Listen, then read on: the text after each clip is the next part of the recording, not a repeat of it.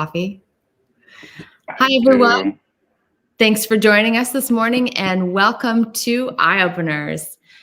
Thanks for coming on today, Eric, and being willing to share about your personal experiences, breakthroughs, and eye openers with us. Absolutely. My pleasure. Thanks for having me. So I always start off with, what are you drinking? Oh, you don't even want to know. You'll be disappointed. My caffeine and sugar for the day, but it's soda. I'm a soda fiend, which is terrible. But you're not the first one. And we've had conversations on here about like Coke Zero versus Diet Coke and the marketing and branding behind that. So you're actually I make my own with SodaStream, and it's probably not true, but I comfort myself intellectually and emotionally by telling myself that it has half the sugar, so it's not as bad. Okay. Well, I'm not a soda person, but people say that definitely gives them that jolt and creates that eye-opening effect. So if you're not into coffee, maybe you're into soda. Hey, to each their own, right? So let's give you a proper introduction here, because I just dove right into the eye-opening drinks here. So tell us like the 3 main bullet points about who you are. 3 main bullet points. Okay, so who I am. Well, in my life, I've always been very balanced, left brain, right brain. So I'm the guy who went to the tech engineering school. I went to Rensselaer Polytech. I was a comp sci guy, software engineer for many years, but also the guy who took all the liberal arts courses. I'm into photography and play guitar, so I'm kind of a well-rounded, balanced kind of guy. But I started as a software engineer. And then from there, it kind of transitioned into a marketing agency, but with a strong technical background. And then from there into Green Goddess Supply, which is seems like a big jump, but yeah, here we are. So tell us real quick, what is Green Goddess Supply? So we are from seed to consumption, we are a manufacturer of high quality smoke shop accessories. So we started off with grinders, rolling trays, pipes, all the kind of SKUs you would see in a smoke shop. And then the crown jewel in our product line is the Armor. It's a home grow system. So you can grow it, and then you can store it, grind it, roll it, smoke it, A to Z. And so this is a real interesting business to be in, right? In the middle of the green rush, as people call it, right? Right. Absolutely. It's very challenging. I got an email yesterday that I chuckled, normal spam that I wouldn't respond to, but the guy had a great opening line. And he said that, hey, listen, and he opened with, hey, listen, I've got a couple of extra strength Excedrin for all the headaches you have to deal with in your industry if you're interested. And then went on from there. And it's so true. It is so true. Working in this industry is probably I'm a serial entrepreneur. I've launched 4 businesses. This is my 4th business. The others 3 I've built and sold, started a new one, sold, and this has got to be the hardest thing I've ever done, because things that you would take for granted in any other industry, everything is harder. You can't get merchant accounts to process credit cards. You wake up one day and your banking is turned off. I mean, just all kinds of crazy things, and it has nothing to do with you. Right. And it's that the policies need to catch up, right? To where Absolutely. Yeah. But I've heard several places that now we're getting there, that now policy is kind of getting to the place where they think 2021 is going to be the year that those.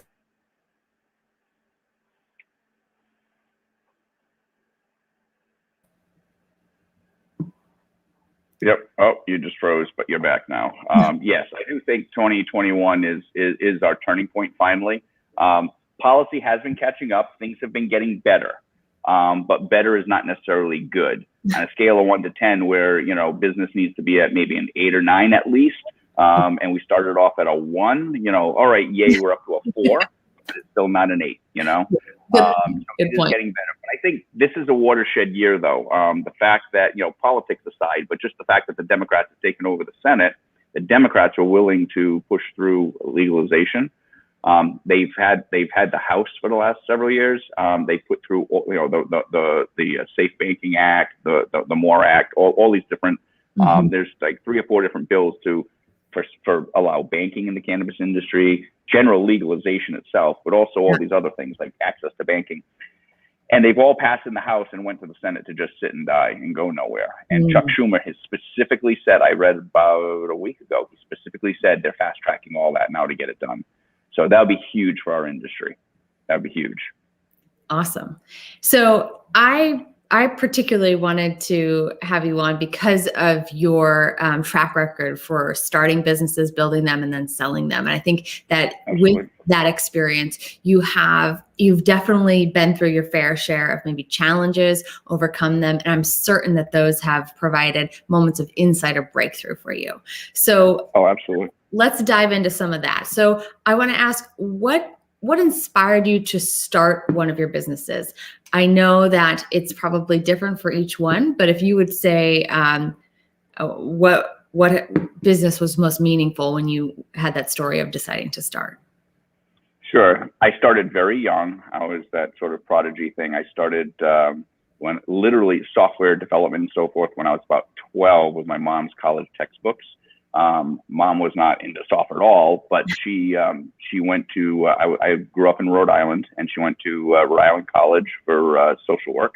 But like when you go to college, you have to take all these electives and other random stuff to make you nice and well-rounded. She had to take computer courses, which she hated.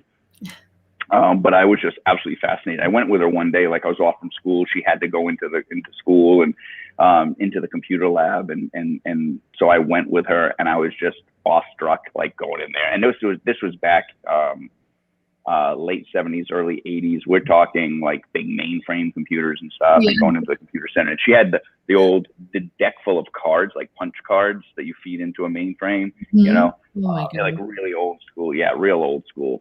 But I remember I was just fascinated by the whole thing. And then an uncle came down from upstate New York, and he was a tinkerer. He was always tinkering with something. And he came to visit for the holidays and brought with him a computer that he mail ordered and put together. And I was blown away. Like, wait a minute, you can make this thing do and all he was doing is like simple math or guess a number from 1 to 10. You would guess like that and say, nope, lower, nope, higher. And I'm like, you can make this, like he wrote that program. I'm like, wait a minute, you can control, because there was no such thing. I'm older. There was no such thing as desktop computers, personal computers. It wasn't a thing back then. And I was fascinated. And so I got into computer programming. Right. And my business inspiration at the time was actually watching what Bill Gates was doing, that just from a startup, and he built a computer and computer empire, software empire. And I was like, yeah, I want to do that. I want to build a business, a computer software business, and go to town. And that was always kind of my goal. And I read a book called The Soul of a New Machine by Tracy Kidder, and it was fascinating. And I was like, that's what I want to do. That's awesome. That's a great story. One thing I feel kids are great at is pursuing what they're passionate about or what interests them. And I find that that's something that kind of dies off somewhere in adulthood. Not for everyone, but we kind of get in our routines and we don't look at things with that level of curiosity anymore, or feel like we can pursue things. And it's so important to just kind of keep those interests alive and keep feeding them for ourselves. And you never know where they go, right? And my parents, my dad was a boomer. My parents, that generation, believed in hard work. They believed in a meritocracy. You can earn your way. The American dream. Anybody can achieve if you work hard, and blah blah blah. So it was very fresh with the boomer generation, and that was instilled in me. So from a young age, I believed, if I put my mind to it, I can do anything. So what do I want to do? And I believed that. And so when I was inspired by Bill Gates, and I've had read all the stories and stuff of how they were near bankruptcy, sleeping at the office when they were down in Albuquerque, New Mexico, before they moved to Seattle and exploded. But when they were on the verge of bankruptcy, they couldn't afford rent. They were living in the office and they were teetering on the edge. And then how they overcame and just survived and persevered. And I believe good hard work can get you through anything. As an adult, I'm a lot more jaded now, and I realize it's not that simple. But back then I didn't know, and I was like, yeah, good hard work, and you can persevere. I'm like, and that's what I want to do. Awesome. Our friend David Foster is joining us, another great leader, and says a hardcover book motivates technology. That's awesome. Tracy Kidder fan. So Then let's talk a little bit about some of the history of that, right? You're talking about the story of Bill Gates being super inspiring, but I'm curious, what's the most valuable thing you've learned from a mentor or a previous boss? I know you've worked for yourself for a long time now, but. Sure, absolutely. And I had a couple mentors, two in particular. And what's interesting is one of them now is my business partner 30 years later. But back in the day, one of the things I learned is in business, and I speak in a lot of metaphors, and he does too. So it kind of, telling stories and speaking in metaphors. So it clicked for me. But he used to talk about, and I've adopted it. Like I heard it, I totally understood it, I internalized it, and I must have said it 1,000 times now in my business career. That baseball metaphors, singles and doubles win the day. Okay. And the point was, if you look back, back in, I forget when it was, but maybe mid 80s or so, maybe 1990. But yeah, it was more like 90s. Mark McGwire, everybody knows, home run leader, right? He broke Babe Ruth's home run record. He was just killing it, smashing home runs like crazy, right? And he was on the cover of Sports Illustrated. He was on the cover of, Times Magazine, Man of the Year, and all this stuff, right? And now I ask people, what team he played for? Some people can get it, some people don't. The A's. No, he played for the St. Louis Cardinals. Okay, and so that year, and that year, do you know how what happened with the St. Louis Cardinals that year? Do you know how far they went? Yeah, they didn't even make it to the playoffs. They were last place in their division. Didn't even make it to the playoffs. He's on the front page of the magazine. They got the home run star. You know why? If you dig a little deeper, he did crush the home run record. But if he didn't hit a home run, he struck out. He was constantly going for the long ball. And he was also the strikeout leader, I don't know technically, but pretty much, he'd get 4 at-bats in the game. He'd crush a home run and 3 strikeouts. There was nothing in between. And it was an individual game. And the Cardinals were in last place and didn't even go anywhere, okay? Because it's not a team player. Now, you contrast that with a guy like Wade Boggs. He didn't win any home run awards or anything, but his batting average, he just constantly crushing singles and doubles. Singles and doubles win the game, okay? And so as a business metaphor, hitting those singles and doubles all day long and consistently selling, making progress and just continuing to leveling up. And then every now and then you go, a Wade Boggs, I'm not saying he never hit a home run. Every now and then you get that nice softball pitch right over the center and you crush it. So every now and then you go for that triple or your home run. So but singles and doubles win the day. Translate to what you focus on right now. Can you give us an example of how you translate that in your business? Sure.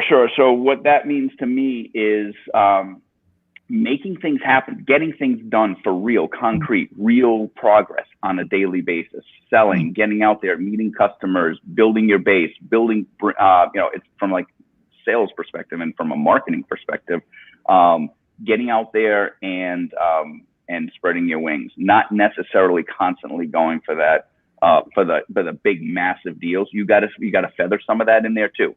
So for example, like in my business, we're pitching to a couple of big box retailers, but I'm not spending all my time and energy focusing on those big, massive deals where it's winner take all or nothing. Okay. If you crush it, great. But also if you don't have the wherewithal, it can crush you. You can get that PO like from Walmart has put so many people out of business. Even Levi's has been around 180 years or something, back to the original gold rush, in California gold rush in the 1800s. And they almost went out of business because they, sales were down a little bit. They got a big deal with Walmart, and Walmart, as they often do, what happens, they start grinding you on price. They want it cheap. And the volumes become so high that what happens is at first they pull you in, they start selling, and you're like, wow, look at all the merchandise we can move. And then as you're kind of hooked on that and it's flowing, then they turn around and start squeezing you on price and get your margins down. And then with the promise of growth, and then eventually with them, it became 60% of their revenue base. But they also, to get margins down, had to come out with, special versions. So they dumbed down their brand, made cheaper versions so they started eroding their brand. And then one day Walmart says, hey, you know what? Thanks. It's been real. But, you know, we've got to deal with Wrangler now because we can get them 5 cents a unit cheaper. So we're all set. Thanks. And 60% of their revenue disappeared like that. And they almost went out of business. And there are plenty of companies that have gone out of business that, you know, there's no saying that, you know, the best day of your life is when you get a PO from Walmart, but the worst day of your life is when you get a PO from Walmart, because they can also crush you. Are you big enough? Can you handle that load? They turn around and, you know, you're selling, you know, whatever, cases here and cases there. And they come and say, okay, great. We want 300,000 cases. And you're like, can you handle that? Yeah. Yeah. Well, it's also a case for having a really strong values and vision for your organization, right? Like they've worked so hard to build that brand to get to the point where Walmart recognized them and wanted to work with them. But yet when they compromised on the very core part of their business, right, they gave it away and they were no longer the Levi's that they used to be. And right, the very reason they're successful and popular because of the quality. Like jeans back then, instead of just stitches, and they would all, like, it was for miners, so they were really rough on their clothing. So they came out with this. It was from covered wagons, right? They took that canvas material and made pants out of them, but they used the rivets and stuff, rivet them to reinforce them. Well, then you get into a place where now we need to get costs down, and now you start coming out with things like, all right, well, we won't do the rivets and we'll just do stitching, and then and then now your jeans like everybody else. What was special about you is not special anymore, and you've dumbed down the product, and you basically sold out, and people see that and they go, oh. And the problem is it translates to the brand. They still have their mall stores. They still have, you know, they're still selling at Old Navy or wherever, you know, what, maybe not, but, you know, but whatever, and Macy's or whatever. Yeah. And now all of a sudden people start saying, oh no, that's that cheap brand that, you know, they're not like they used to be. Even though what they tried to do was product line. They tried to say, no, this is our I forget what they called it, but like the silver signature line for Walmart, different than, but people just say, oh no, Levi's, yeah, they're cheap now. They're not like they used to be. And they pulled out of that, and then they focused on their stores, and fortunately they survived. But it was a harrowing experience. Well, that's a really great example. Thank you so much for translating that, you know, singles and doubles win the game there. So what were some early mistakes that you made as a leader or manager that now you know much better? Oh, many. Yeah, I've learned the hard way, hands-on. I started very young. And just I'm voracious reader, read lots and lots of business books. I love Harvey Mackay's books. Give us one or two of your favorites recently. Well, I don't know about recently, but classics, like absolutely love Harvey Mackay. Swim with the Sharks Without Being Eaten Alive was a good one. It was a real hands-on, practical, rubber meets road type of book. There was a guy, Mark McCormick, I believe was his name, wrote, you know, What They Don't Teach You at Harvard MBA. So some books like that, you know. And of course, I've read Good to Great, and I've read, I mean, you know, you name all the management fad books, and, you know, just about everything. Execution, a whole book just about execution. I love branding books. There was one, it's called Your Marketing Sucks. It was a great book. That was a really good book. So a lot of voracious reading, but as far as mistakes, you know, what comes to mind, just top of mind, I've made a million, and you learn from them. There's an old saying, and I'm gonna butcher it, but something about, you know, success comes from experience, and experience is made from screwing up. You know, you get experience from screwing up.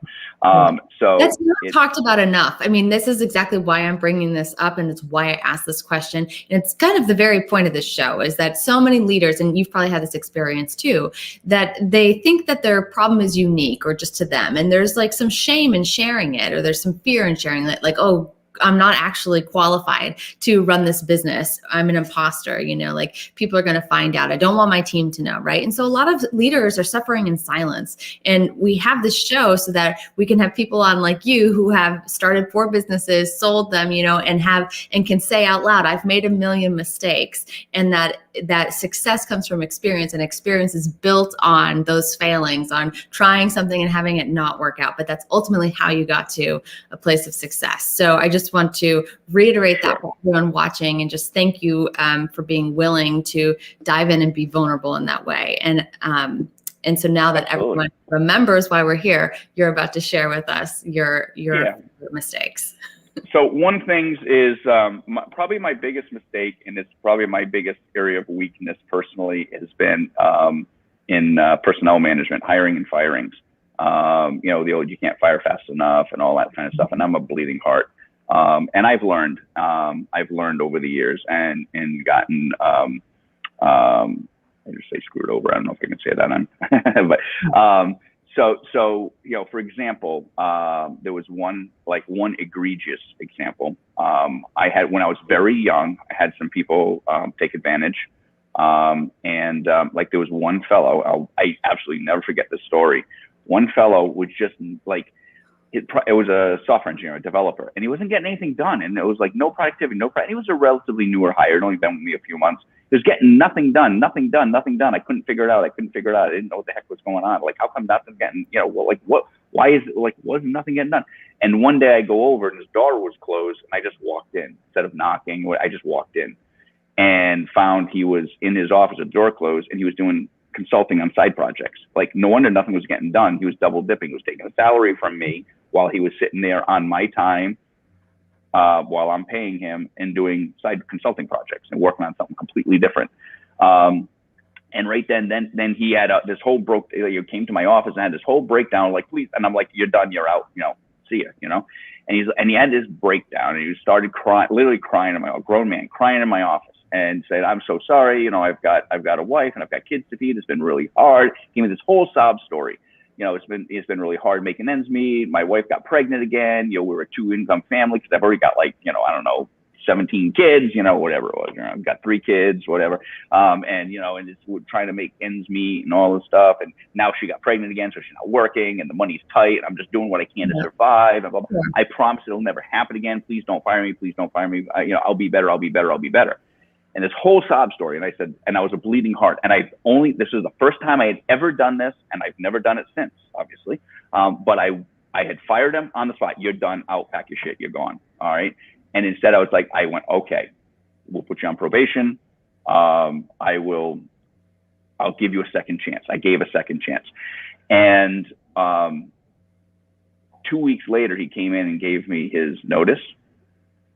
He already had a job lined up. And that whole sob story was just because he just didn't want to lose a paycheck for 2 weeks. He had already had a job lined up a month before, but the start date wasn't until the first of the next month. Wow. I was floored. And this is where I learned, I got a little bit jaded. I'm like, wow, people suck. They lie. I take people at their word. I don't anymore. I used to be naive. I used to take people at their word, and I used to trust. And I was like, wow, really? So I've become a lot more jaded, and I've become kind of, blunt. Like, no, it is what it is. Sorry. I found in my history, and in different ways, that was a very in-your-face example. Mm-hmm. But I've had other examples where, I had someone who left and then realized the grass is always greener, right? And they wanted to come back, and I brought them back. I've learned that no, once you rip off the Band-Aid, it's off, gone, done. There's no second chances. Yeah, it just isn't, because it's not. It doesn't work. It does not work. So I don't bring people back a second time, and I don't. You can't give second chances. You make a decision, you just got to move forward. Mm-hmm. Yeah. Well, I love soft skills and personnel stuff. So I feel like the more cringeworthy the conversation, the more I love it. So that stuff all day.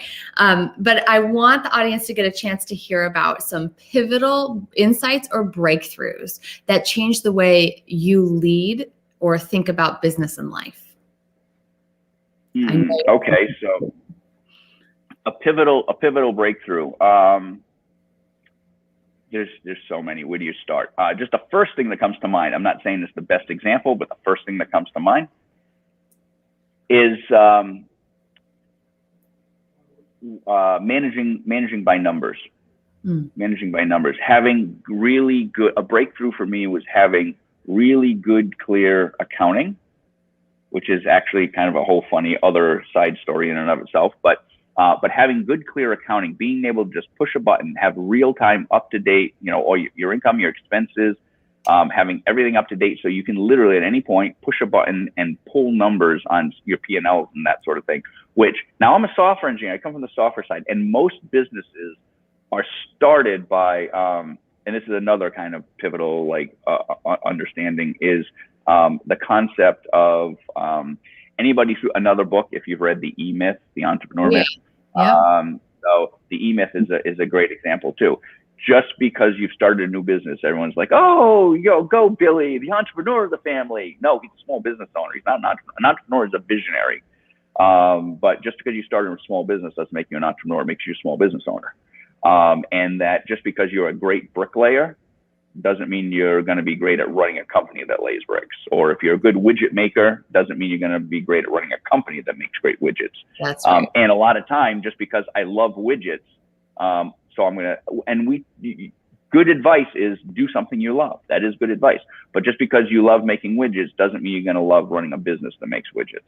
Mm-hmm. You might transition not. From technician, right, to visionary, like you're talking about. Exactly.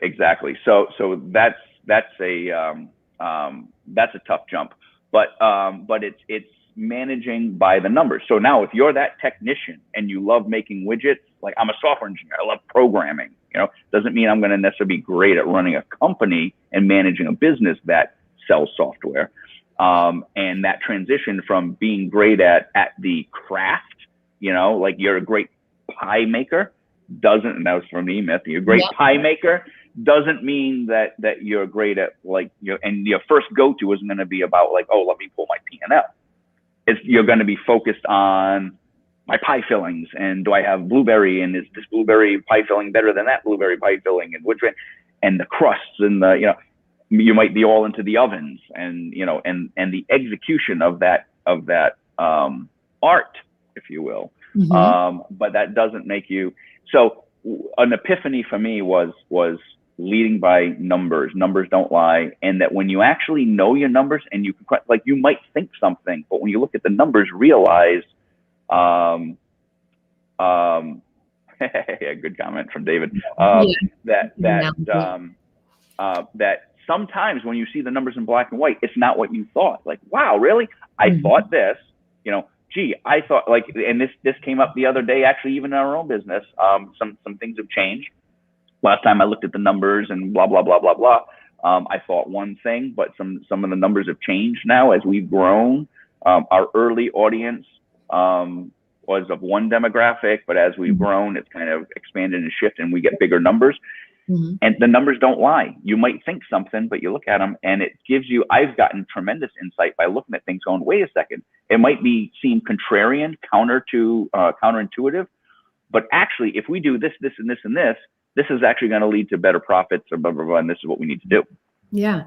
So having a dashboard that you visit weekly, if not more frequently, that has key metrics that inform kind of the state of your business is what you're advocating for. So making decisions based on real data in real time and not lag indicators, right, can really change your performance and your ultimately your balance sheet.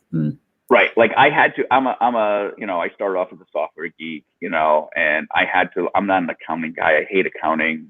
I had to learn accounting. I had to learn about, we use QuickBooks Online, and I had to learn how to read, balance sheets and P&Ls and financial projections and all that kind of fun stuff. Now it's that, that's like second nature now, 30 years later. But back in the day, I had to learn all that when I was a young whippersnapper in my 20s and leading a business and, learning, kind of the old white knuckle ride, just going with it. I had to learn that. And I didn't realize that at first. That took a little while. Yeah, it took a little while for me to understand. I need to lead by numbers. So tell me then, thinking ahead. So we kind of know what got you here. We think of, we know what's really helping you right now is the numbers and looking at your metrics regularly. Now tell me about what's the greatest opportunity or challenge in front of you right now? Oh boy. For me right now, the greatest opportunity and the greatest challenge for me, it's investor fundraising. I'm doing something now in Green Goddess that I've never done before. Always challenge yourself and push ahead. I'm doing something differently. This is my fourth business, and the first three I grew organically through sales. Okay, but I didn't have inventory per se. In the software game, it's all intellectual property, and so you're building. I build a product. I did it myself. And this is the way most startups have, I built a piece of software. I went out and I sold it. As sales increase and the volume increased, and now I'm getting all these calls and stuff, I hired someone to help me with my work.